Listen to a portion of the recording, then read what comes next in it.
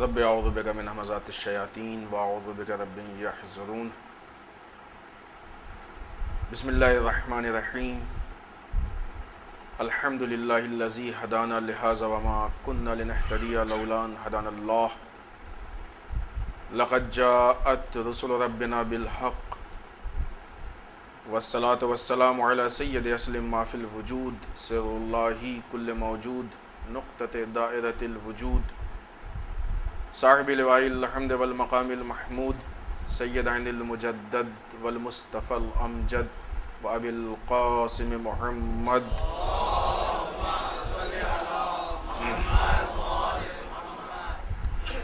والصلاة والسلام علی آلہ الطیبین الطاہرین المعصومین المظلومین ولعنۃ الدائمۃ الباقیۃ علی اعدائہم اجمعین من الآن الی قیام یوم الدین۔ اما بعد فقد قال الحسین بن علی علیہم السلام الناس عبید الدنیا والدین لائق علی السنتہم یحوطون ما داغت معاشہم للہ فاذا محس بالبلاء قل الدیانون۔ صلوات پڑھیں محمد وآل محمد۔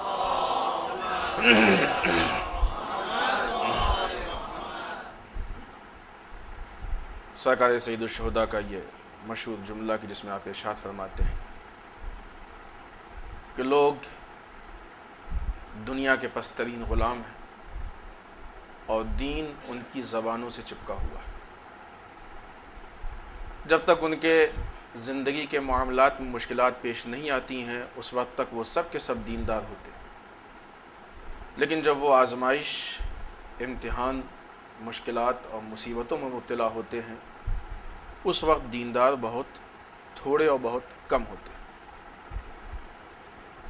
سرکار سید الشہداء کے اس قول کے ضمن میں شبیری دین کے عنوان سے جس گفتگو کا آغاز ہوا تھا وہ آج اپنے دوسرے مرحلے میں ہے۔ کل کی تمہیدی گفتگو میں جو معروضات ہم نے آپ کی خدمت میں پیش کیے ہیں وہ یہ کہ اس موضوع کی ضرورت کیا ہے، کیوں اس موضوع کو ہم نے انتخاب کیا، حالات میں دین میں مشکلات کو دیکھتے ہوئے، اور اس سلسلے میں ہم نے جو دین میں تبدیلی ہوئی اس سے متعلق گفتگو پیش کرتے ہوئے آپ کے سامنے دین اسلام کی صحیح تصویر جو قرآن پیش کر رہا ہے اور دین اسلام کی جو نشانی پیش کر رہا ہے کہ یہ وہ دین ہے جو دوسرے ادیان پہ غالب آ جائے اور مشرکوں کو برا لگے، اور مولا کائنات کا وہ جملہ جو کلمات قصار میں آپ نے فرمایا ہے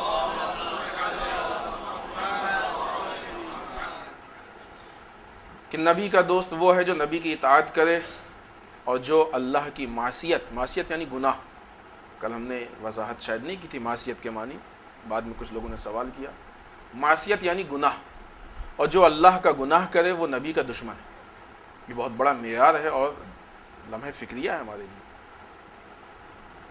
تمہیدی گفتگو میں ہم نے آپ کے سامنے یہ ابتدائی باتیں پیش کی تھیں، اسی سلسلہ بیان کو آگے بڑھاتے ہوئے کہ جن چیزوں کو کربلا نے محفوظ کیا تھا عزاداری بھی انہی چیزوں کو محفوظ کر رہی۔ کربلا نے کیا محفوظ کیا تھا؟ سرکار سید الشہداء فرماتے ہیں انما خرجت لطلب الاصلاح فی امت جدی، ہم اپنے جد کی امت میں اصلاح کے لیے قیام کر رہے ہیں۔ کربلا نے معاشرے میں اصلاح کی ذمہ داری کو سنبھالا تھا۔ آج مجلسوں میں کیا ہونا چاہیے؟ اصلاح ہونی چاہیے۔ پھر ہم کہیں گے آج اس بات کو، ہر مجلس کے بعد سوچئے کہ ہم کو اصلاح کا کچھ ملا کہ نہیں ملا، اور اگر ملا تو ہم نے اس کو اپنایا کہ نہیں اپنایا، کیلکولیشن ہونا چاہیے۔ ایک انسان بزنس میں، گھر کے معاملات میں 100-200 بھی خرچ کرتا ہے تو سوچتا ہے کہ نقصان تو نہیں ہو گیا، ہوتا کہ نہیں ہوتا؟ فرش عزا پہ آنا اس سے زیادہ قیمتی ہے، نہیں معلوم؟ ہم ایسا سوچتے ہیں کہ اگر 1 گھنٹے ہم آپ کا ٹائم لے رہے ہیں اور آپ مثلا یہاں پہ 300 400 500 لوگ ہیں تو ہم کو یہ 500 گھنٹے کا خدا کیا حساب دینا پڑے گا۔ اگر سرکار سید الشہداء اور اسلام کا پیغام پہنچایا تو ہم خدا سے کہہ سکیں گے پالنے والے ہم نے خدمت کی ہے، نہیں پہنچایا تو پھر خدا ہم سے پوچھے کہ تم نے کیوں ٹائم پاس کیا لوگوں کا؟ اگر تم اس کے حقدار نہیں تو کیوں گے؟ اسی طریقے سے آپ کی بھی ذمہ داری ہے، کہاں جا رہے ہیں، کیا لینے جا رہے ہیں، لیا تو لائے کہ نہیں لائے اس کو گھر پہ؟ مثال دیں، ایک صاحب ہیں الحمدللہ بہت کماتے ہیں، خدا نے بہت پیسہ دیا ان کو، روز آتے ٹائم 10-20 کلو آٹا، چاول، مٹن، چکن، فش، یہ وہ فروٹس، ڈرائی فروٹ سب لے کے آئے گھر پہ، روز 10-20 کلو سامان لے کے آ گئے اور لا کے رکھ رہے ہیں، کھانے والا کھا نہیں رہا۔ اس سامان کا کیا فائدہ ہے؟ گھر میں سامان اسٹور ہوتا جا رہا ہے، لیکن جو گھر کے ممبرس ہیں وہ کچھ نہیں کھا رہے، سامان موجود ہے لیکن وہ بیچارے بھوکے مر رہے ہیں۔ جب نہیں کھائیں گے یہی تو ہوگا نا، سامان موجود ہے لیکن وہ بھوکے مر رہے ہیں۔ ایام اعزاء میں ہمارا میٹر تو چلتا ہے کہ ہم نے اتنی مجلسیں کی، 1 مجلس کی، 2 مجلس کی، دن بھر میں 5 مجلس کی، 10 مجلس کی، 10 دن میں 100 مجلس کی۔ مجلسیں کرنا ایسا ہے کہ جیسے ہم سامان لے آئیں، ان کو اپنانا ایسا ہے جیسے سامان کو ہم نے استعمال کر لیا۔ سامان لا کے گھر پہ رکھے اور انسان بھوکا مرے سو بیوقوف کہتے ہیں۔ مجلسوں کو سننے کے بعد اگر اصلاح نہ ہو تو اسے کیا کہتے ہیں؟ بھی آپ فیصلہ کیجیے۔ اتنی مجلسیں سنیں اور پھر ویسے ہی کہ ویسے ہی، یہ فرش اعضاء کی توہین ہے کہ آدمی مجلسیں سنے اور اس کے اندر تبدیلی نہ پیدا ہو۔ اصلاح، دعوت اصلاح، کیونکہ جو مشکلات اس زمانے میں تھی وہی دیکھیں۔ مجلس کی اہمیت میں ہم آپ کو ایک موجودہ حالات کی ایک بات بتائیں، حالانکہ پتہ نہیں کیوں لوگ موجودہ حالات، موجودہ چیزوں کو دین سے مربوط نہیں سمجھتے ہیں، بہت اچھی چیز ہے۔ ایک بہت مشہور پروفیسر گزرے ہیں، ان سے متعلق یہ بات ہے، کمیونیکیشن ایک جدید علم ہے، نیا علم ہے، علم کی شکل میں آیا ہے کمیونیکیشن، اس کو جدید علم مانا جاتا ہے۔ اگرچہ جدید ہے نہیں، اس کی جڑیں آپ کو قرآن میں ملیں گی، لیکن لوگوں کے لیے جدید ہے۔ اب یہ ہماری پرابلم ہے کہ ہم قرآن کو نہیں پڑھتے ہیں، تو یہ چیزیں جو ہم کو 1400 سال پہلے ملنی چاہیے وہ آج مل رہی ہیں، یا دوسرے اس کو لے کے آ رہے ہیں۔ کمیونیکیشن ایک جدید علم سمجھا جاتا ہے۔ ایک بہت بڑے پروفیسر ہیں ڈاکٹر حمید مولونا، انہوں نے واشنگٹن یونیورسٹی میں کمیونیکیشن کا شعبہ، اس کا ڈپارٹمنٹ قائم کیا، انہوں نے قائم کیا۔ ڈاکٹر حمید مولونا، انہوں نے یہ ڈپارٹمنٹ قائم کیا، بہت چرچا ہے ان کا، ان کی کتابیں سلیبس میں شامل ہیں، میڈیا نے بڑا ان پہ تبصرہ کیا ہے، ہر جگہ آؤ بھگت ہے، بڑی رسپیکٹ ہے، سب کچھ۔ یہ ایک مرتبہ حوزہ علمیہ قم میں آئے، اسٹوڈنٹس نے ان سے سوال کیا کہ آپ کمیونیکیشن میں اتنی مہارت رکھتے ہیں، آپ یہ بتائیے کہ آج ہم اسلامی تعلیمات، اسلامی پیغام، اسلام کی تبلیغ، اسلام کی ترویج کے لیے جو یہ جدید وسائل ہیں، ان میں سے کون سا وسیلہ ہم استعمال کریں گے اسلام تیزی سے دنیا تک پہنچ جائے؟ تو آپ کیا امید رکھیں گے؟ بہت زیادہ سائٹس لانچ کرو، چینلز لانچ، اگرچہ ضرورت ہے، ہونا چاہیے، یہ ہماری پرابلم ہے کہ ہم کر سکتے ہیں لیکن نہیں کر رہے ہیں، یہ ہونا چاہیے۔ بات یعنی کیا ہونا چاہیے، نہیں ہونا سب چاہیے۔ پوچھا سب سے زیادہ مؤثر کیا ہے، سب سے زیادہ مفید کیا ہے؟ تو یہ شخص کی جو واقعی اس چیز میں باصلاحیت ہے، کہا کہ کیونکہ ہمارا شعبہ یہی ہے، ہم نے اس پہ اسٹڈی بھی کی ہے، ہم اس پہ نظریات بھی رکھتے ہیں، ہم نے اس میدان میں کافی کوشش بھی کی ہے، جتنی بھی ہم نے روش اور طریقے دیکھے ہیں، جدید ہو یا قدیم ہو، ان سب میں سب سے بہتر، ان ساری چیزوں کو نگاہ میں رکھتے ہوئے ہم آپ کو مشورہ دیں گے کہ جائیں عوام الناس میں مجلس برپا کریں اور مجلسوں میں تبلیغ دین کریں۔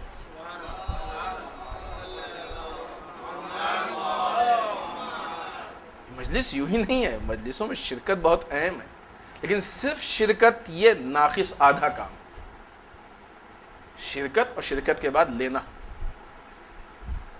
قیمت ہے اس کے پیچھے، بتایا، اس کو ریپیٹ کرنے کی ضرورت نہیں۔ آپ جائیں اور جانے کے بعد لوگوں میں انہی مجلسوں کے ذریعے سے تبلیغ کریں۔ شبیری دین کا مزاج ہی یہی ہے کہ جہاں شبیری دین جاتا ہے وہاں وہ ادیان کے فساد کو ختم کر کے اصلاح برپا کرتا ہے. یہ شبیری دین کا، شبیری مجلس، شبیری دین، شبیری عبادتیں، انشاءاللہ ان ساری چیزوں پہ کم و بیش کہیں نہ کہیں گفتگو ہوگی. نماز بھی فرق ہے، شبیری نماز الگ ہے، کربلا والوں کی نماز الگ ہے. ہم نماز پڑھتے ہیں، دیکھیں نا بعض اوقات ہوتا ہے ہمارے شبائے قدر وغیرہ میں رات بھر اعمال ہوتے ہیں کہ نہیں، اس کے بعد کیا ہمارے حالات ہوتے ہیں، ہم سو جاتے ہیں. کربلا والوں نے جب رات بھر نماز پڑھی تو صبح اسلام کے دفاع کے لیے میدان میں تھے. یہ شبیری نماز ہے. شبیری اذان بھی الگ ہے. اب یہ نہ کہیے کہ مولانا کون سی نئی نماز، نہیں، جملات اور شکل کے حساب سے وہی اذان ہے، وہی نماز ہے، لیکن پڑھنے والے کی معرفت میں فرق ہے، پڑھنے والے کے انداز میں فرق ہے، پڑھنے والا جو اس سے نتیجہ لے رہا اس نتیجے میں فرق ہے. شبیری دین یعنی دین میں اصلاح.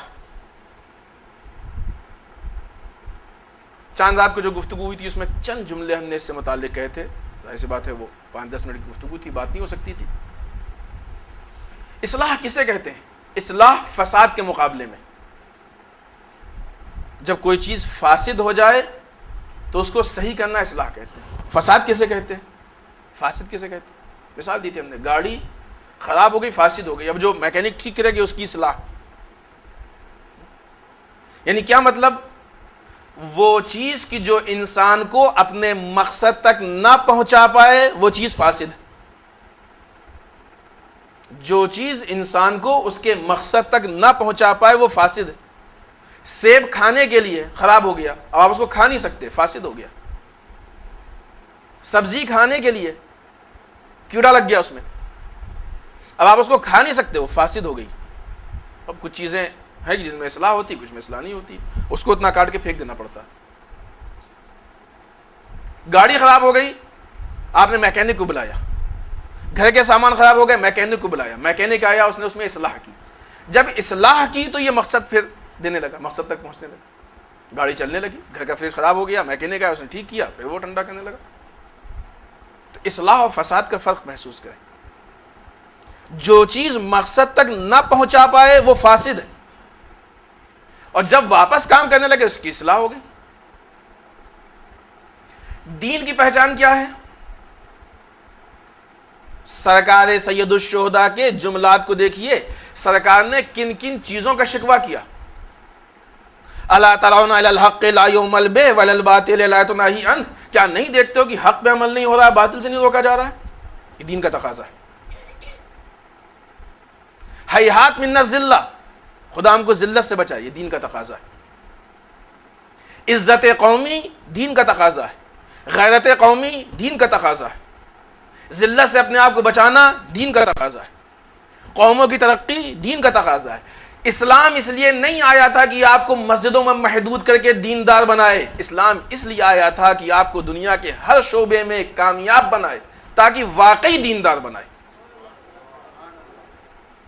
اگر ہماری قومیں کسی زمینے میں کسی میدان میں آگے نہیں ہیں، اس کا مطلب کہ دین ہمارا فاسد ہے، ہمارے اندر جو دین ہے وہ فاسد ہے. کیوں؟ اس لیے کہ وہ دین مقصد نہیں دے رہا. بعض اوقات ہمارے یہاں افراط و تفریط سمجھتے ہیں، کسی چیز میں کم کرنا، کسی کو زیادہ کرنا. بعض لوگ بے انتہا دیندار ہو جاتے ہیں، مسجد اللہ اللہ اللہ اللہ، گھر میں فاقہ ہو رہا نہیں، بس اللہ کے راہ میں. امام علی کہتے ہیں یہ ہمارے دین پہ نہیں ہے، ایسا شخص ہمارے دین پہ نہیں. بعض لوگ مال دنیا میں اتنا مصروف ہو جاتے ہیں کہ نماز میں بھی جب کھڑے ہوتے ہیں تو ذہن میں حساب کرتے رہتے. یہ بھی غلط ہے. اسلام میں افراط و تفریط نہیں، ہر چیز بیلنس ہے، ہر تقاضے کو پورا کرنا ہے. دین جب اپنا کام کرے گا، انسان اپنے نتیجے تک آئے گا، تو یہ دین شبیری. امام حسین نے اس لیے قیام کیا تھا کہ یہ مشکلات ختم ہوں، یہ خرابیاں ختم ہوں. انبیاء کے بعثت کا مقصد یہی ہے، ائمہ کے آنے کا مقصد یہی ہے. ادھر سرکار رسالت مآب کی آنکھ بند ہوئی، ادھر سے فسادیوں نے فساد پھیلانا شروع کر دیا.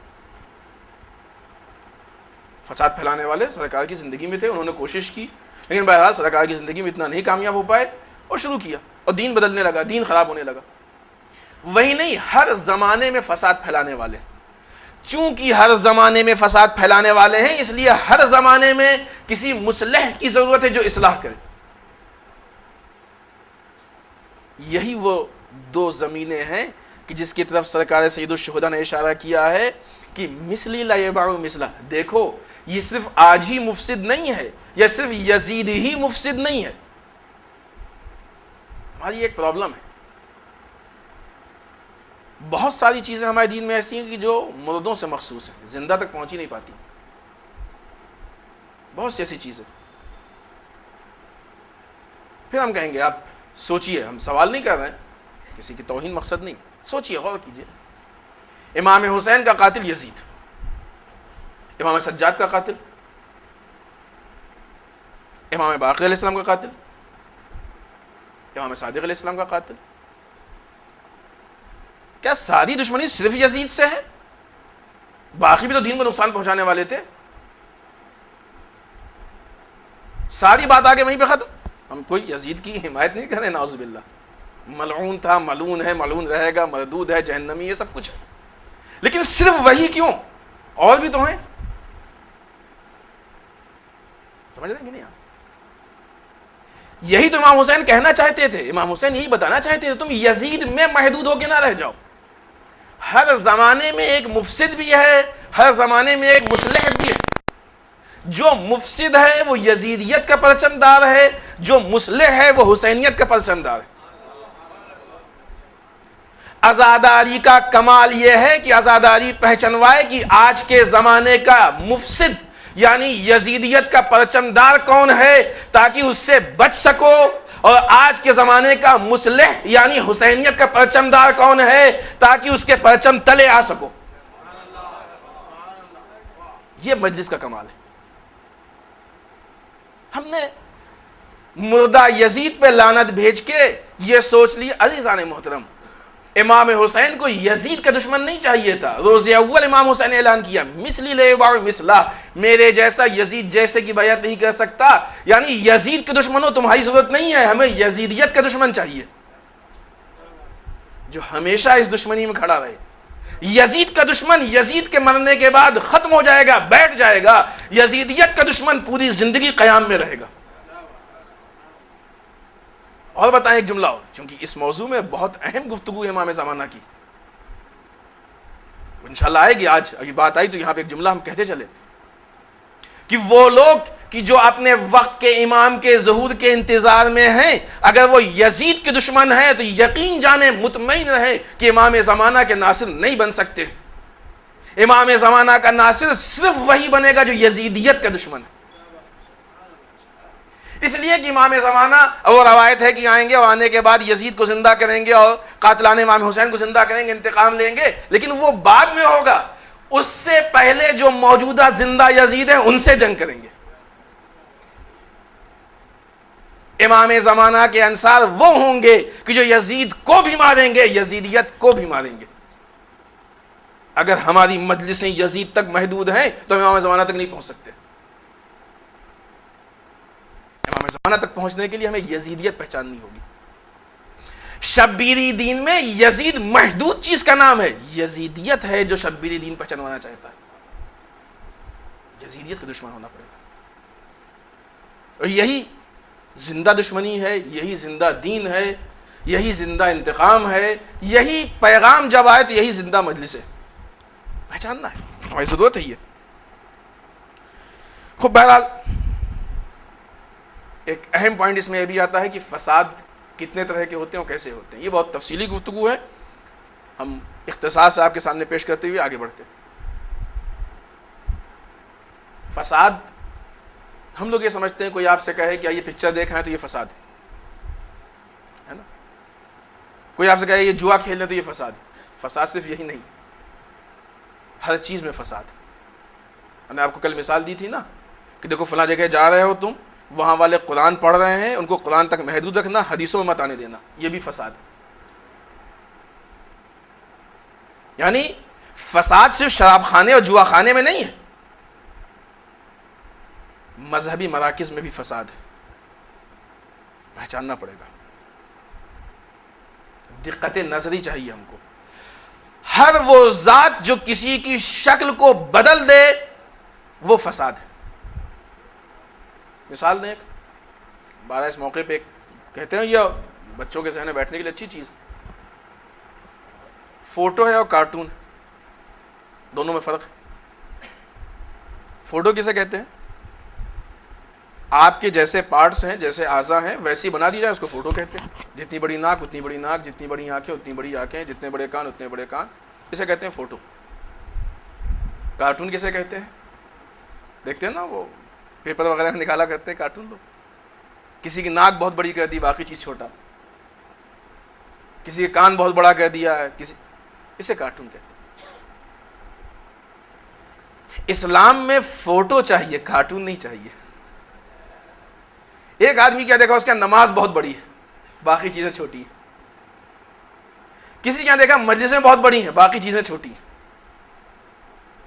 کسی کیا دیکھا کوئی اور چیز بہت بڑی ہے، باقی چیزیں چھوٹی. اگر کہیں آپ یہ دیکھیے کہ جو اعتدال ہے، جو بیلنس ہے، اس سے ہٹ کے کسی ایک چیز کو بڑھایا جا رہا ہے تو سمجھ لیجئے کہ اسلام نہیں پیش کر رہا ہے، بلکہ اسلام کا کارٹونسٹ ہے جو اسلام کا کارٹون بنا رہا ہے. سرکار رسالت مآب کی توہین کے لیے نعوذ باللہ کارٹون بنایا گیا. پوری امت مسلمہ نے اعتراض کیا. میرے بھائی، سرکار کے کارٹون پہ تم نے اعتراض کیا، خدا تم کو سلامت رکھے، لیکن سرکار کی شریعت کے کارٹون پہ بھی تو اعتراض کرو. اس کا تو کارٹون روز بن رہا ہے. کوئی کسی چیز کو لے کے بھاگا جا رہا ہے، کوئی کسی چیز کو لے کے بھاگا جا رہا ہے. بیلنس چاہیے، ہر چیز متناسب بیلنس کے حساب سے. یہ ایک فساد ہے، دین کا فساد ہے. آج موقع، حالات ایسے آ گئے ہیں، یہ چیزیں آیات میں بھی ہیں، احادیث میں بھی، حالات ایسے آ گئے ہیں کہ آج برائیوں کو ہم اچھا سمجھتے ہیں. فساد ہے. بہت سے ایسے علاقے ہیں کہ جہاں پہ آپ جائیے تو عورتوں کے حجاب کو عیب سمجھا جاتا ہے. ہوتا ہے کہ نہیں ہوتا؟ ہم نے سنا ہے بعض ایسے لوگوں کے ماحول حالات ہیں بہت جو اپنے کو ہائی پروفائل کا سمجھتے ہیں اور بہت ہی اونچے اسٹیٹس سمجھتے ہیں. ان کے بیچ میں اگر آپ مثلاً آپ خدا نہ کرے کہ آپ جائیں بھی، جو لوگ اگر وہ ڈرنک نہ کریں تو سمجھتے ہیں کہ معیوب ہے. غلط سمجھتے ہیں. کیوں؟ فساد کو انہوں نے حسن سمجھ لیا، عیب و نقص کو اچھائی سمجھ لی. فساد.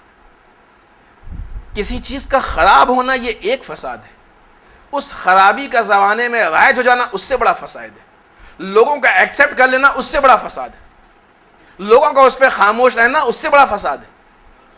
اور لوگ اگر اس کو رائج کریں اس سے بڑا فساد ہے. اور اگر یہی چیز عیب سے بدل کے حسن میں آ جائے یہ سب سے بڑا فساد ہے.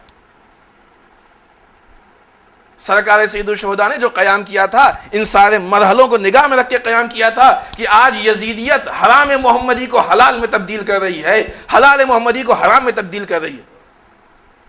اب جو حسین کا چاہنے والا ہوگا وہ ایسے حالات میں خاموش نہیں بیٹھے گا بلکہ قیام کرے گا. میرے بھائی، امام حسین نے معیار بتا دیا. کل جب حرام محمدی حلال میں تبدیل ہو رہا تھا تو حسین کے چاہنے والے اور ناصر وہ تھے کہ جن کے اوپر قیام ضروری تھا.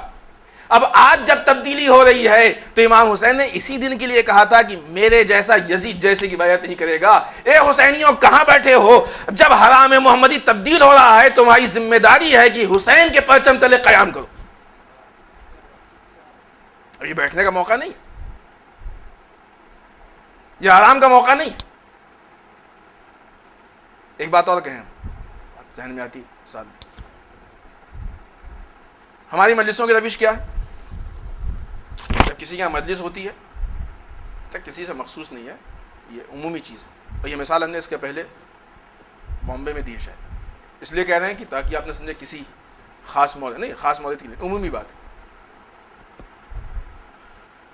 مجلس جب ہوتی ہے ہمارے یہاں تو مجلس سے پہلے صاحب خانہ کافی یا جو بھی منتظم ہوتے ہیں اس کے پریشان ہوتے ہیں، یہ کرنا ہے وہ کرنا ہے وہ کرنا ہے. اور جو لوگ مجلس حسین کرتے ہیں وہ کم پریشان ہوتے ہیں، اور جو لوگ اپنے ایگو اور اپنے دکھاوے کے لیے مجلسیں کرتے ہیں وہ زیادہ پریشان ہوتے ہیں. ایسا نہ ہو کہ لوگ کم آ جائیں تو ہماری بے عزتی ہو جائے گی، نعرے کم لگیں تو، نیاز دوسرے سے کمزور ہو جائے تو لوگ کیا کہیں گے. بڑے ٹینشن ہوتے ہیں ان بیچاروں کے پاس ہے، یہ نہ ہو جائے، وہ نہ ہو جائے، یہ نہ. بہرحال اللہ اللہ کر کے پریشان ہیں، دوڑ رہے ہیں، یہاں نیاز کا انتظام، اس کا تبرک کا انتظام، اس کا انتظام، وہ ذاکر آیا کہ نہیں آیا. سر مجلس ختم ہو گئی، لوگ چلے گئے، الحمدللہ ختم، سو گئے سکون سے، چین سے سو گئے، سارا کام ختم. کام ختم ہو گیا؟ نہیں ختم. کیوں نہیں ختم ہوا؟ ابھی جو کام چل رہا تھا یہ مجلس کا کام تھا، یہ انڈائریکٹ دین کا کام ہے، دین سے ہٹ کے نہیں ہے، دین ہی ہے لیکن مقدمہ ہے. جس طریقے سے انسان وضو کی کوشش کرتا ہے، ابھی یہ مجلس کا کام ہے، یہ انڈائریکٹ دین کا کام ہے. اب جب مجلس ہو گئی، اس میں پیغام حسینی بتا دیا گیا، تو پیغام حسینی سننے کے بعد کوئی سو نہیں سکتا ہے، اس کو قیام کرنا چاہیے. اگر قیام نہیں کیا تو اس کا مطلب کہ پیغام حسینی اس تک نہیں پہنچا ہے یا اس نے سنا نہیں ہے. مجلسیں اگر حسینی مجلسیں ہوں تو مجلسیں عزاداروں کو سلاتی نہیں ہیں، جگایا کرتی.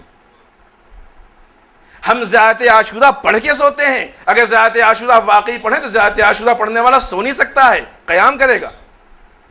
اور اگر کوئی مجلسوں کے بعد سو جائے، زیارت عاشورہ کے بعد سو جائے، تو سمجھیے یہ آدمی ویسے ہی جو نماز کے ٹائم اٹھا اور وضو کر کے سو گیا. نتیجہ ہے میسج دے رہی ہیں، میسج پہنچا. ہم اس میسج والے پہلو کو سوچیں، کیونکہ ہماری قوم میں جو ظاہراً کمی اور مشکل نظر آتی وہ یہ مجلسیں رسم نہیں ہے، پیغام کے پہنچانے کا ذریعہ، تاکہ ہم دیکھیں کہاں کہاں فساد ہے، ان فسادوں کو ہم دور کریں، ختم کریں، قوم کو اس سے نکالیں فساد سے. لہذا فساد مختلف طرح کے ہوتے ہیں، یہ مستقل ایک الگ ٹاپک ہے جس پہ کم سے کم 10 20 30 منٹ یا 1 آدھ 2 گھنٹے گفتگو ہو. کس طریقے سے فساد تبدیل ہوتے ہیں، خرابیاں اچھائیوں میں تبدیل ہوتی ہیں. قرآن نے بھی اس کی طرف اشارہ کیا ہے، روایات نے بھی اس کی طرف اشارہ کیا ہے کہ یہ چیزیں، پھر اس کے طرف بتایا بھی ہے کہ اس کے نتائج کیا ہیں، قومیں کیسے اس میں مردہ ہو جاتی ہیں. وہ ساری چیزیں یہ اس لیے بتا رہے ہیں تاکہ ہمارے جوانوں کے ذہنوں میں یہ پوائنٹس رہیں کہ ان میں یہ پوائنٹس پائے جاتے ہیں. اب یہاں پہ ایک سوال یہ اٹھتا ہے کہ جس امت کی ہدایت رسول نے کی، رسول کی وفات اور رسول کی آنکھ بند ہوئے ابھی 50 سال گزرے، ابھی وہ لوگ زندہ ہیں جنہوں نے رسول کے ساتھ جہاد کیا، ابھی وہ لوگ زندہ ہیں کہ جنہوں نے جہاد میں زخم اٹھایا ہے، ابھی وہ لوگ زندہ ہیں جن کا بھائی شہید ہوا ہے، جن کا باپ شہید ہوا ہے، جن کے شوہر شہید ہوئے ہیں، جن کے گھر والے شہید ہوئے ہیں، جنہوں نے داغ اٹھایا ہے، ابھی وہ لوگ زندہ ہیں. اس 50 سال کے عرصے میں امت رسول میں کون سا ایسا فساد پیدا ہو گیا تھا کہ جس کی بنیاد پہ امام حسین کو اصلاح کی ضرورت پڑی، اور وہ بھی اصلاح ایسی اصلاح کہ جس اصلاح کے لیے علی اکبر کو بھی قربان کیا، اونو محمد کو بھی قربان کیا، قاسم کو بھی قربان کیا، عباس کو بھی اتنی قیمتی قربانیاں، زینب کی چادر بھی قربان کی. اس 50 سال کے وقفے میں اتنا بڑا فساد کون سا آ گیا تھا؟ جو فرمائیے، بہت اہم سوال ہے کہ جو ہمارے ذہن میں ہونا چاہیے. سرکار سید الشہداء 50 سال کے عرصے میں اتنی بڑی قربانی پیش کر رہے، کون سا ایسا فساد ہے؟ کیا لوگوں نے نماز چھوڑ دی تھی؟ نماز پڑھو، مسجدیں بھری ہوئی تھی، خوب سارے نمازی بھی نہیں تھے لیکن سارے بے نمازی بھی نہیں تھے. تلاوت قرآن مجید چھوڑ دی تھی. سرکار سید الشہداء مدینہ چھوڑنے سے پہلے خود مسجد نبوی میں بیٹھ کے قرآن مجید کا درس دیا کرتے تھے، لوگ آیا کرتے تھے، لوگ سنتے تھے، قرآن کی تلاوت ہوتی تھی، لوگ سنتے تھے، لوگ قرآن کی تلاوت کرتے تھے. روزہ چھوڑا تھا، روزہ رکھ رہے تھے. پہچانے کہ ہمارا مولا کس لیے کربلا میں گیا ہے. یہ بہت تفصیلی چیز ہے، ہم اپنے وقت کے اندر جتنا اس کو ہو سکے گا تمام کریں گے. یہ بہت تفصیلی چیز ہے کہ سرکار سید الشہداء کیا بچانے گئے تھے کربلا میں، کس چیز کی بقا کے لیے گئے تھے. نمازی موجود ہیں، روزے دار موجود ہیں، قاری قرآن موجود ہیں، حاجی موجود ہیں، اسلام کی راہ میں پیسہ خرچ کرنے والے موجود ہیں، امام حسین سے محبت کا اظہار کرنے والے موجود ہیں. اتنا آسان نہیں کہ کوفے سے پوری ٹولی کی ٹولی آ رہی ہے، امام حسین آپ آ جائیے ہماری ہدایت کے لیے. خطوں کی پوٹلیاں آ رہی ہیں کہ مولا آپ آ جائیے. کون سا فساد ہے کہ نہیں ہے؟ عزیزان محترم، اس کو دو اینگل سے دیکھیے. پہلے ہم ایک اینگل پیش کریں. یزید شرابی تھا، حکومت میں آنے سے پہلے بھی شرابی تھا، لیکن اس وقت امام حسین نے قیام نہیں کیا. ادھر حکومت پہ آیا، حاکم بنا، امام حسین نے قیام کیا.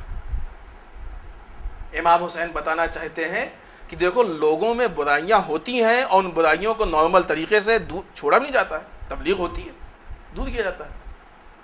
لیکن اگر کوئی اسلامی منصب پہ ایسا آ جائے کہ جس کے اندر کوئی واضح برائی ہو تو ایسی صورت میں پھر قیام حسینی ضروری ہوتا ہے. ایک نارمل آدمی کی برائی اور اس کا فاسد ہونا الگ ہے، منصب اسلامی پہ فائز ہونے کے بعد انسان کا فاسد ہونا الگ، اس لیے کہ اب وہ اسلام کے نمائندے کے طور پہ دیکھا جا رہا ہے. یہاں پہ تو بات اتنی نہیں ہے. اچھا اتنا بھی نہیں تھا کہ لوگ پہچانتے نہیں تھے. ہم آپ کو ایک روایت سنائیں. جس وقت سرکار سید الشہداء کا قتل ہو گیا اور آپ شہید ہو گئے اور یہ قافلہ گیا ہے، بعض روایتوں کے حساب سے کوفے میں، بعض کے حساب سے شام میں، ہم کوفے والی روایت بتاتے ہیں. اس وقت خولی سرکار سید الشہداء کے سر کو لے کے گیا ابن زیاد کے پاس. جانے کے بعد ابن زیاد سامنے کہتا ہے کہ ابن زیاد میری رکابوں کو سونے اور چاندیوں سے بھر دو، اس لیے کہ ہم اس کے سر کو لے کے آئے ہیں جو دنیا میں سب سے افضل تھا. تو جو فرما رہے ہیں ایسا نہیں کہ پہچانتا نہیں تھا، خود کہہ رہا ہے، خود کہہ رہا ہے کہ ہم اس کے سر کو لے کے آئے ہیں جو دنیا میں سب سے افضل تھا. روایت ہے ہم نے اس کے سر کو قلم کیا جو دنیا میں سب سے افضل تھا. نہیں پہچانتا؟ پہچانتا ہے.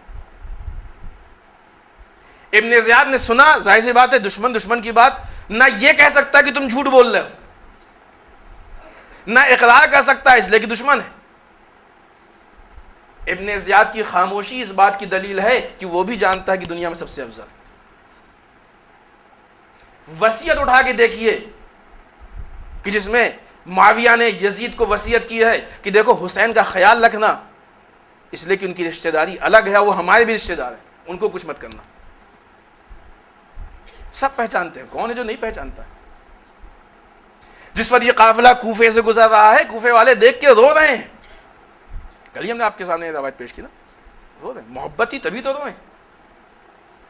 معلوم یہ ہوا کہ نماز و روزے و حج و زکوٰۃ ان چیزوں کے ساتھ ساتھ اہل بیت کو پہچانتے بھی ہیں، محبت بھی ہے. پھر بھی امام حسین کہہ رہے ہیں کہ فساد ہے. اب سمجھ میں آیا کہ شبیری دین کا دائرہ کیا ہے. شبیری دین صرف آپ کی نمازوں سے مطمئن نہیں ہوتا ہے، شبیری دین صرف روزوں سے مطمئن نہیں ہوتا ہے، شبیری دین صرف ظاہری محبت سے مطمئن نہیں ہوتا ہے، شبیری دین صرف ظاہری تعریف سے مطمئن نہیں ہوتا ہے. شبیری دین ایک مکمل دین چاہتا ہے. کون سی چیز تھی کہ جس کو یہ لوگ نہیں رکھتے؟ صرف ایک چیز تھی. کیا؟ ان کو نماز بھی پڑھنی تھی، روزہ بھی رکھنا، سب کچھ کرنا تھا، لیکن دین کے مسائل میں فیصلے اپنے خود سے لینے تھے. ولایت کا تقاضا یہ ہے کہ جب تم اسلام کو قبول کر رہے ہو تو جس کو رسول نے ولی بنایا ہے فیصلہ اس کا چلے گا. کیا فساد ہے؟ کون سی چیز ہے جس نے فاسد کیا ہے دین کو؟ نماز ہے، روزہ ہے، حج و زکوٰۃ ہے، خمس و جہاد ہے، اہل بیت کی تعریف ہے، اہل بیت کی ظاہری محبت ہے، لیکن جو چیز نہیں ہے وہ ولایت. یعنی اگر ولایت نہ ہو تو بغیر ولایت کے نماز بھی ہو تب بھی قیام حسینی کی ضرورت پڑ سکتی ہے، بغیر ولایت کے روزے ہوں تب بھی قیام کی ضرورت پڑ سکتی ہے، بغیر ولایت کے مال خرچ ہو تب بھی قیام کی ضرورت پڑ سکتی ہے، بغیر ولایت کے ذکر ہو تب بھی قیام کی ضرورت پڑ سکتی ہے. یہ ساری چیز ایک پرفیکٹ مذہب تب بنے گی کہ جب ولایت آئے گی. سب کچھ ان کے پاس تھا، جو چیز نہیں تھی وہ ولایت. کیوں ایسے حالات پیش آئے؟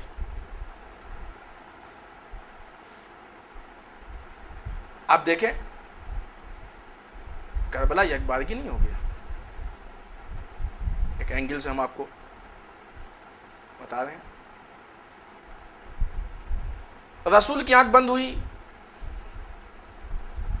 غدیر کا 1,20,000 کا مجمع ابھی موجود ہے، لیکن 70 دن کے اندر اس غدیر اور رسول کی وفات کے بیچ میں کتنا فاصلہ ہے؟ 70 دن کا۔ 70 دن کے اندر لوگ بھول گئے۔ کسی ایک نے کہا کہ رسول نے تو یہ نہیں کہا تھا، رسول نے کچھ اور کہا تھا، لوگ خاموش ہیں۔ رسول کی آنکھ بند ہوئی، ابھی کچھ مہینے بھی نہیں کہہ سکتے آپ صحیح سے گزرے ہوں گے، در سیدہ پہ لکڑی جمع کی گئی۔ تاریخ کا تجزیہ پیش کریں، توجہ فرمائیں۔ در سیدہ پہ لکڑیاں جمع کی، جس نے جمع کیا بہرحال غلط ملعون ہے اور سب کچھ ہے اپنی جگہ۔ سوال اس بات کا ہے کہ جس شہر میں یہ کام ہوا وہ شہر بھی تو مسلمانوں کا ہی تھا۔ جن لوگوں نے رسول کے اس در پہ سلام کرتے دیکھا تھا وہ سب مر گئے تھے، زندہ تو ہیں۔ دونوں اینگلز ابھی ہم نے بات کی نا، جو لوگ رسول کے ساتھ جنگ کر رہے ہیں، رسول کے ساتھ قربانی دی ہے، رسول کے ساتھ جا کر انہوں نے چوٹ کھائی ہے، جن کے گھر والے شہید ہوئے زندہ ہیں، یہ بھی تو زندہ ہیں۔ جو غدیر میں تھے وہ بھی تو زندہ ہیں، جنہوں نے در فاطمہ پر رسول کو سلام کرتے دیکھا وہ بھی تو زندہ ہیں، ہے کہ نہیں؟ یہ ایسا نہیں ہے کہ نہیں یہ سب نماز میں جاتے ہیں، ہم نعوذ باللہ نماز کی توہین نہیں کر رہے ہیں، بہت اہم چیز ہے۔ جو آدمی نماز کو ہلکا سمجھے اس تک آل محمد کی شفاعت نہیں پہنچے گی۔ امام صادق علیہ السلام کی حدیث ہے، رسول کی بہت سے ائمہ نے حدیث کہا، بات نماز کی نہیں ہے، بہت اہم چیز ہے۔ ان قبلت قبل ما سوا، ان ردت رد ما سوا، اگر یہ قبول تو باقی ساری چیزیں قبول ہوگا، یہ رد تو باقی ساری چیزیں رد، اہم ترین رکن ہے۔ پھر آئیے امام علی شہید کیے گئے، صفین کا وہ معرکہ ہوا، لوگ چپ خاموش۔ امام حسن حالات، لوگ خاموش۔ شام والے اہل بیت کو برا بھلا کہہ رہے ہیں، خاموش ہیں لوگ۔ یہ تاریخ ہے آپ کی نگاہوں کے سامنے، لیکن عزیزان محترم، دشمن یکبارگی کربلا میں نہیں آتا ہے، توجہ فرمائیں۔ کربلا جیسا اتنا بڑا ظلم کرنے کے لیے دشمن نے آہستہ آہستہ راستہ بنایا ہے، آہستہ آہستہ اس مقام پہ پہنچا ہے۔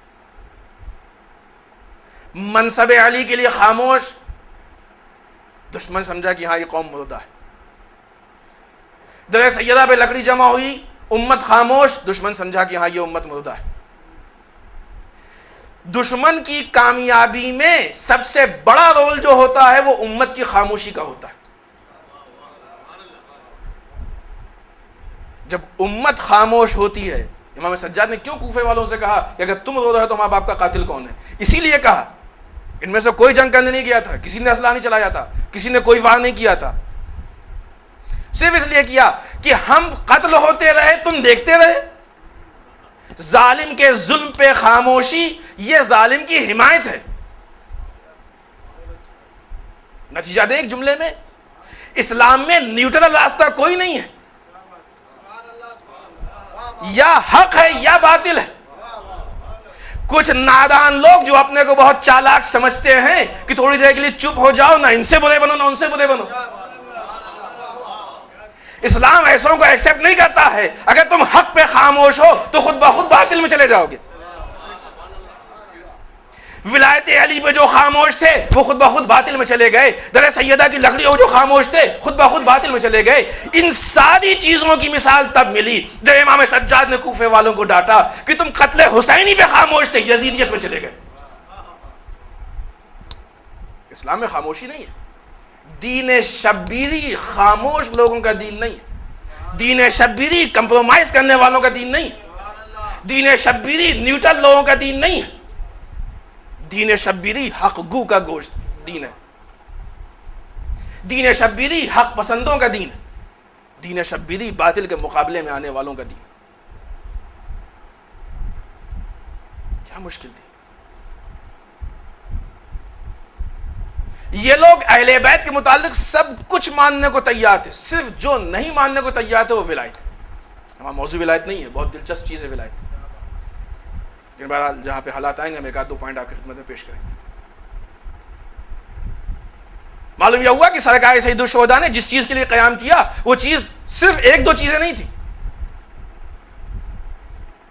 صرف نماز نہیں، اگرچہ وہ ساری چیزیں ہیں، اہمیت نماز میں ہے کہ آپ نے ظہر کے وقت جب ابو ثمامہ آیا اور آنے کے بعد کہا مولا اول وقت ظہر ہے، تو امام نے دعا دی خدا تم کو نماز گزاروں میں شمار کرے، کہا جاؤ جا کے ان سے کہو جنگ روک دے۔ لشکر یزید نے کیا جواب دیا؟ کہنے جنگ نہیں رکے گی۔ اور بتاؤ بہت عجیب جواب ہے، نعوذ باللہ استغفر اللہ، حسین نماز پڑھو یا پڑھو تم کو جہنم میں جانا ہے، جواب آیا تھا جو برداشت کے باہر۔ جناب حبیب نے جنگ دی تھی اس پہ یا دوسرے اصحاب نے، امام حسین نے کیا کیا؟ ابھی بات ہم یہاں پیش نہیں کرنا چاہتے لیکن بات آگے اس لیے ہم کہہ دے رہے ہیں۔ دو لوگوں سے کہا کہ آگے کھڑے ہو، حملے کو روکو، ہم لوگ نماز پڑھ رہے ہیں، ایسے ہی تو ہوا تھا۔ آپ تصور کیجئے کہ یہی جو دو لوگ آگے کھڑے تھے سرکار سید الشہداء سے کہہ سکتے تم لوگ ایک ایک کر کے جاؤ جنگ کو، ہم لوگ نماز پڑھ رہے ہیں، کام تو وہی ہوتا نا۔ موقعیت کو دیکھیں، کربلا کی جنگ کیسے ہو رہی تھی؟ کچھ حملے ہیں جو اجتماعی ہیں جس میں 50 اصحاب ایک ساتھ شہید ہو گئے اور اتنے اصحاب ایک ساتھ، کتنی جنگ ایسی ہے جو ایک ایک کر کے، ایک آدمی گیا اس نے جنگ کی، جب تک وہ جنگ کر رہا باقی بیٹھے ہوئے ہیں، جب وہ شہید ہو گیا اس جنازے کو لے کے آیا، پھر اگلا گیا جنگ، ایسے ہی ہے نا۔ نماز کے وقت پہ ایسی جنگ تو ہو سکتی تھی نا، جن دو لوگوں کو جماعت کے آگے کھڑا کیا گیا تھا، امام کہتے کہ جاؤ تم جا کے جنگ کرو اور جب تم شہید ہو جانا تو پھر تم جانا، اتنی دیر میں ہم لوگ نماز ختم کر لیں گے۔ لیکن ایسا نہیں کیا امام ہے۔ کربلا ایک درسگاہ کا نام ہے، جذبات کی چیز نہیں ہے کربلا، ایک ایک چیز پہ غور و فکر کا نام ہے۔ عزیزان محترم، کربلا پہ ریسرچ ہونا چاہیے، کربلا پہ سیمینار ہونے چاہیے، کربلا پہ علمی کام ہونا چاہیے۔ الحمدللہ ہو رہا ہے، ایسا نہیں کہ نہیں ہو رہا ہے، ہو رہا ہے، بہت بڑے پیمانے پہ ہو رہا ہے ماشاءاللہ۔ پڑھیں، سرکار سید الشہداء نے ان کو جنگ کے لیے نہیں بھیجا، اس لیے کہ امام حسین بتانا چاہتے تھے کہ ہم نماز کے ٹائم شہادت تو پیش کر سکتے ہیں لیکن جنگ نہیں کر سکتے۔ جنگ روک دی، ہماری طرف سے جنگ نہیں ہوگی، اسلحے آئیں گے، اسلحے لگیں گے، چوٹ لگے گی، زخمی ہوں گے، شہید ہو کے گر جائیں گے لیکن جنگ نہیں کریں گے۔ فرق سمجھ میں آیا؟ جو ولایت کا حامی ہوتا ہے اس کو جنگ کے ہنگام میں بھی اول وقت نماز یاد ہوتا ہے، اور جو ولایت کا حامی نہیں ہوتا ہے یاد دلانے پہ بھی نماز نہیں پڑھتا ہے۔ اب سمجھ میں آیا ولائی نماز اور غیر ولائی نماز کا فرق کیا ہے؟ سرکار سید الشہداء جس فساد کی اصلاح کے لیے جا رہے تھے وہ فساد یہ تھا کہ امام حسین کو جانتے بھی تھے کہ نواسہ رسول ہیں، فضائل بھی جانتے تھے، سب سے بہتر یہ بھی جانتے تھے، نمازی بھی تھے، قاری قرآن بھی تھے، روزے دار بھی تھے، راہ اسلام میں پیسے بھی خرچ کر رہے تھے، جان دینے کو تیار تھے، لیکن جو چیز ان کے یہاں نہیں تھی وہ ولایت تھی۔ یعنی پیغام کربلا یہ ہے، اور ولایت البتہ ولایت خود ایک الگ چیز ہے۔ ولایت اس پیکج کا نام ہے کہ جس کے اندر نماز بھی ہے، روزہ بھی ہے، حج بھی ہے، زکوٰۃ بھی ہے، قربانی بھی ہے، شہادت بھی ہے، سب اسی ولایت کے لیے تو کہا نا کہ اگر یہ نہیں تو کچھ نہیں، اور اسی قرآن کے الفاظ ہیں، ہمارے یہاں کی بات نہیں، اور اسی ولایت کے لیے کہا گیا کہ اگر یہ ہے تو دین کامل ہو گیا، یہ ہے تو دین کامل ہو گیا۔ اب کربلا کو ان دو آیتوں کی نگاہ میں دیکھیے آپ، حسینیوں کے پاس ولایت تھی لہذا ان کا دین کامل تھا، یزیدیوں کے پاس ولایت نہیں تھی لہذا باوجود یہ کہ نماز پڑھے لیکن کچھ نہیں، روزہ رکھا لیکن کچھ نہیں، قرآن پڑھا لیکن کچھ نہیں، اس لیے کہ ولایت نہیں ان کے پاس۔ کربلا کی جنگ تحفظ ولایت کی جنگ ہے، اور یہ جنگ صرف کربلا کی نہیں ہے، تاریخ اٹھا کے دیکھیے، بی بی سیدہ اسی تحفظ ولایت کے لیے دربار میں گئی، دروازے پہ اسی ولایت کے لیے آگ لگی، جناب زینب چلتے ہوئے خیمے سے امام سجاد کو اگر نکال کے لا رہی تو اسی تحفظ ولایت کے لیے۔ دامن وقت میں گنجائش نہیں، اپنی گفتگو ختم کرتے ہیں، انشاءاللہ کل کنٹینیو کریں گے۔ اہم ترین فساد جو اس وقت تھا، اہم ترین فساد یہ تھا کہ لوگ اپنے وقت کے ولی کی ولایت کو قبول نہیں کر رہے، امام حسین اس چیز کو پیش کرنا چاہتے تھے. اور جہاں ولایت نہیں ہوتی پھر وہاں نماز کی بھی اہمیت نہیں ہوتی, عبادتوں کی اہمیت نہیں ہوتی, قرآن عملی نہیں ہوتا. اسی ولایت کے تحفظ کے لیے آسان نہیں عزیزان محترم, آپ حج کرنے جائیے اور عین موقع پہ کچھ ایسی مشکل ہو جائے کہ آپ حج نہ کر پائیں, سوچئے دل پہ کیا گزرے گی. یہ کس کی بات؟ یہ ہماری آپ کی بات ہے کہ جس کو صحیح سے حج بھی نہیں معلوم کہ کیا ہوتا ہے. ہم لوگوں کیا وہ معرفت ہے حج کی جو امام حسین کو تھی؟ نہیں ہے. لیکن پھر بھی اگر حج نہ کر پائیں کتنا افسوس ہوگا. یہاں تک آئے اور حج نہیں کر پائے. ذرا فاطمہ کے لال سے پوچھئے جو عین موقع پہ جب حاجی آ رہا ہے تو حسین خانہ کعبہ کو چھوڑ کے جا رہے ہیں. یہ مصیبت کم نہیں ہے حسین کے لیے. روز عرفہ آپ نے دعا عرفہ پڑھی ہوگی. امام حسین اس دعا کو پڑھ رہے تھے تو اتنے آنسو نکل رہے تھے کہ داڑھی آپ کی تر ہو گئی تھی. قافلے کو لے کے آگے بڑھے, ابھی راستے میں پہنچے تھے کہ ایک مرتبہ کسی صحابی نے کہا اللہ اکبر. لوگوں نے پوچھا کیوں تکبیر بلند کی؟ کہا کوفے کے باغات نظر آ رہے ہیں. کہا یہاں کوفہ کہاں؟ ابھی تو ہم کوفے سے بہت دور ہیں. اب جو غور سے دیکھا گیا تو کوفے کے باغات نہیں تھے, ایک لشکر تھا جو آ رہا تھا. اس سے پہلے والی منزل سے, کیونکہ پہلے سفر ہوتا تھا گھوڑوں کا سفر, اونٹوں کا سفر, ریگستان کا سفر, پتھریلی زمین کا سفر, اس سے پہلے والی منزل سے جب حسین چلے ہیں تو امام نے کہا ہے کہ اپنے مشکیزوں کو بھر لو پانی سے. چند قدم آگے بڑھے ہیں, سامنے سے لشکر آتا ہوا نظر آیا ہے, وہیں ٹھہر گئے کیونکہ لشکر آ رہا, ہو سکتا ہے جنگ کرنی پڑے.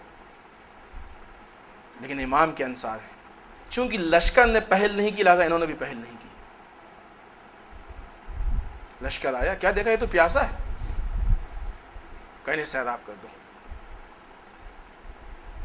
ابھی جو پانی بھرا تھا کس قافلے کے لیے؟ جس قافلے میں عورتیں, جس قافلے میں چھوٹے چھوٹے بچے ہیں, جس قافلے میں پوری فیملی ہے, اس قافلے کے لیے جو پانی بھرا گیا تھا وہ پانی کسے پلایا گیا؟ سپاہیوں کو پلایا گیا. راوی لکھتا ہے سپاہی کہ ہم آخری سپاہی تھے جو پانی نہیں پی پا رہے تھے. امام حسین نے اپنے ہاتھ سے ہم کو آ کے پانی پلایا. سیراب کیا, نماز کا وقت ہوا, امام حسین نے نماز سے پہلے خطبہ کہا, پہچنوایا. اذان ہوئی, امام حسین نے کہا کہ تم لوگ بھی نماز پڑھ لو, ہم بھی نماز پڑھ لو. انہوں نے آگے بڑھ کے کہا مولا ہم آپ کے پیچھے نماز پڑھیں گے. دیکھیں نا اس حد تک معرفت تھی. آپ پہچانتے جائیں, کربلا کو ایک ایک مرحلے پہ دیکھیں, اس نگاہ سے دیکھیں, آپ کو ہر جگہ صرف ولایت کی کمی نظر آئے گی. بس امام کے پیچھے نماز پڑھی ہے لشکر حر نے, نماز کے بعد پھر پیغام دیا, پھر خطبہ کہا. اس کے بعد جب امام سوار ہوئے چلنا چاہتے ہیں امام تو ایک مرتبہ خود آگے بڑھا اور وہ گستاخی کی. ہم سن لیتے ہیں عزیزان محترم, لیکن یہ بھی امام کے لیے بہت بڑی مصیبت ہے. خود جیسی ذات آئے اور امام کے لجام فرض پہ ہاتھ رکھ دے, آسان نہیں. تو اس زمانے میں کسی کے لجام کو پکڑ لینا بہت سخت ہوا کرتا تھا. کہا ہم آپ کو یہاں سے نہیں جانے دیں گے.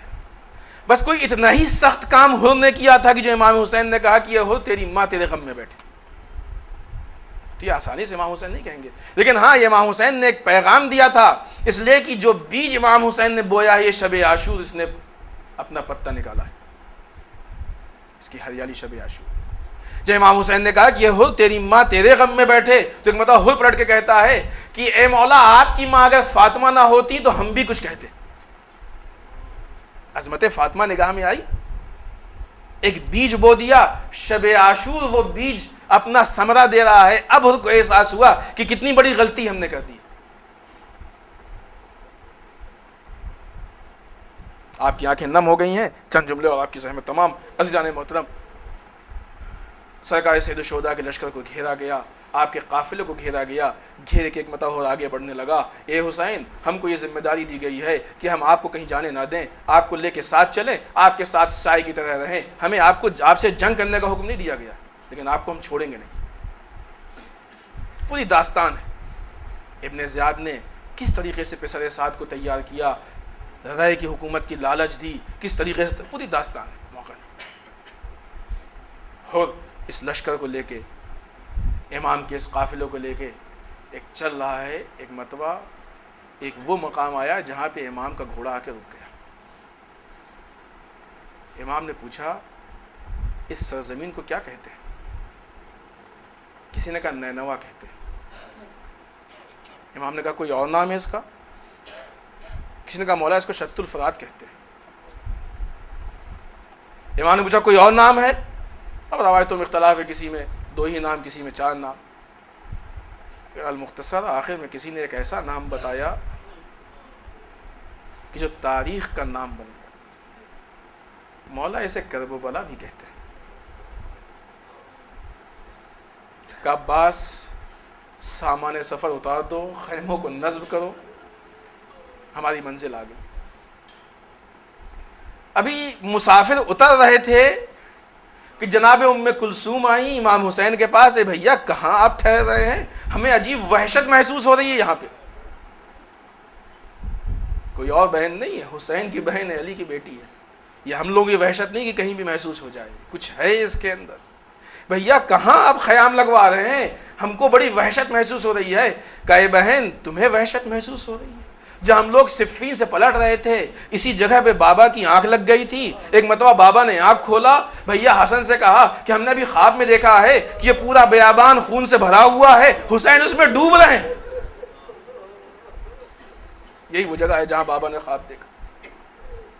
پھر ایک مرتبہ بابا نے ہم سے سوال کیا، اے بیٹا حسین جب ایسا عالم آئے گا کیا کرو گے؟ ہم نے کہا بابا ہم صبر کریں گے۔ کہا بیٹا بہترین طریقہ یہی ہے۔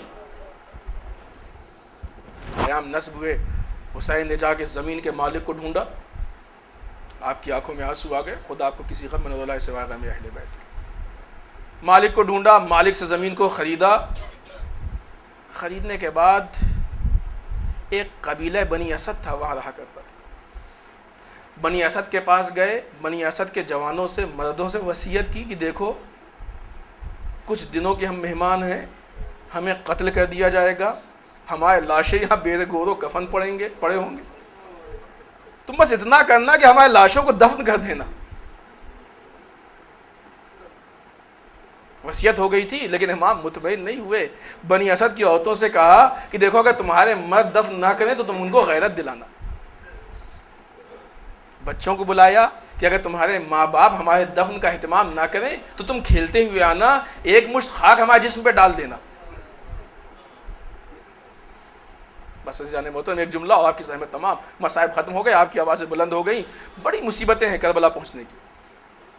ہم آپ کو ایک تاریخ کا واقعہ دلانا چاہتے ہیں۔ جناب ابوذر کو جب تبعید کیا گیا تھا، نکالا گیا تھا، ابوذر کا آخری وقت آیا، ابوذر کے ساتھ ایک چھوٹی سی بچی تھی۔ ابوذر نے اپنی بیٹی کو بلایا، کہا اے بیٹا جب ہم مر جائیں گے تو جا کے راستے پہ بیٹھ جانا، ایک قافلہ گزرتا ہوگا، اس قافلے والوں کو روکنا، روک کے صرف اتنا کہہ دینا کہ صحابی رسول ہے جو یہاں پہ اس دنیا سے رخصت ہو گیا۔ بیٹا صرف اتنا کہہ دینا، باقی وہ قافلے والے خود سارے کام کو نپٹا لیں گے۔ عزیزو ابوذر اس دنیا سے رخصت ہوئے، ابوذر کے ساتھ جو بچی تھی جا کے سر راہ بیٹھ گئی۔ قافلہ آیا، ایک مرتبہ بچی نے ہاتھ دکھایا، قافلے نے دیکھا ایک چھوٹی سی بچی ہے، قافلہ رک گیا۔ رکنے کے بعد بچی نے کہا کہ ایک صحابی رسول ہے جس کا یہاں لاشا پڑا ہوا ہے۔ آپ متوجہ ہو گئے؟ قافلے کا ہر انسان چاہتا تھا کہ ہم اپنے کفن سے صحابی رسول کو کفن دیں۔ ہائے صحابی رسول کی اتنی عظمت کہ اس کے کفن کے لیے پورا قافلہ کفن پیش کر رہا ہے۔ ہائے نواز رسول کی غربت، قبیلہ بنی اسد کے بچوں سے وصیت کر رہا ہے کہ تم کھیلتے ہوئے آنا، ایک مشت خاک ہمارے جسم میں ڈال دینا۔ کیوں؟ اس لیے کہ حسین کو معلوم ہے کہ ابوذر کی بیٹی نے کہہ دیا کہ ہمارا بابا بے کفن ہے، ہائے ہماری بیٹی نہیں کہہ پائے گی، اس لیے کہ جب روئے گی تو اس کو تازیانے مارے جائیں گے، کانوں سے گوشوارے چھینے جائیں گے۔ کون ہے جو کفن دے گا؟ انا للہ و انا الیہ رضا بقضائہ و تسلیما لامرہ الہی بحق الزہرا و ابیہا و بعلہا و بنیہا پالنے والے ہماری اس مختصر سی عبادت کو قبول فرما، پالنے والے ہم سب کو اعمال صالحہ کی توفیق عنایت فرما، بار الہ ہمارے قبیحہ سے محفوظ رکھ، بار الہ ہمارے گناہوں کو بخش دے، بار الہ ہمارے مرحومین کو بخش دے، بار الہ اسلام و مسلمین کی حفاظت فرما، بار الہ دشمنان اسلام کو نیست و نابود کر دے، بار الہ جو پریشان ہیں ان کی پریشانیوں کو دور فرما، پالنے والے ہمیں عزاداری کو بہتر سے بہتر انجام دینے کی توفیق عنایت فرما، پالنے والے دشمنان اعضاء کی ہدایت فرما، اگر قابل ہدایت نہ ہو ان کو نیست و نابود کر دے، پالنے والے ہمارے علماء و مراجع کے سائے کو ہمارے سروں پہ باقی رکھ، بالخصوص آیت اللہ شیخ نمر کی حفاظت فرما، بار الہ ہمارے امام کے ظہور میں تعجیل فرما، ہمیں ان کے اعوان و انصار میں شریک ہونے کی توفیق عنایت فرما، ربنا تقبل منا انک انت السمیع العلیم، ماتم حسین۔